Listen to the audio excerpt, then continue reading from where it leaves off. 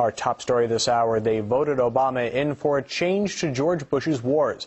But they say all they got is more fighting. Peace campaigners have once again gathered outside the White House to demand an end to American interventions abroad. RT's Matthis Chrioux has more from Washington. Fast forward 1 year from President Obama's election, and you'll find a mass of people, many former supporters, outside his house and angry about what he's done. As someone who voted for Obama, I'm here today to oppose the escalation in Afghanistan. It's been a busy week for the president and members of his administration. His advisors are finishing up rounds on Capitol Hill, trying to sell his Afghan war strategy to American politicians.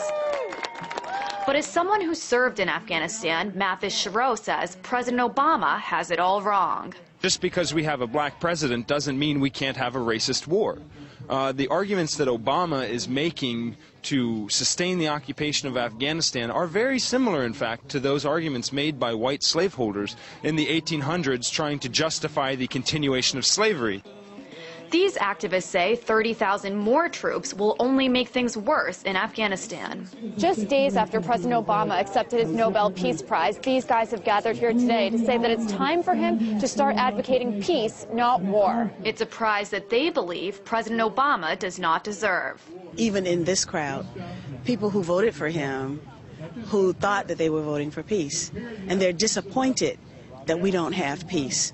And to top it all off, he's received the Nobel Peace Prize. The right path is to leave Afghanistan for the Afghani people. Former presidential candidates Cynthia McKinney and Dennis Kucinich are among the many politicians who are calling for an end to the war. We can't learn from Russia's experience in Afghanistan.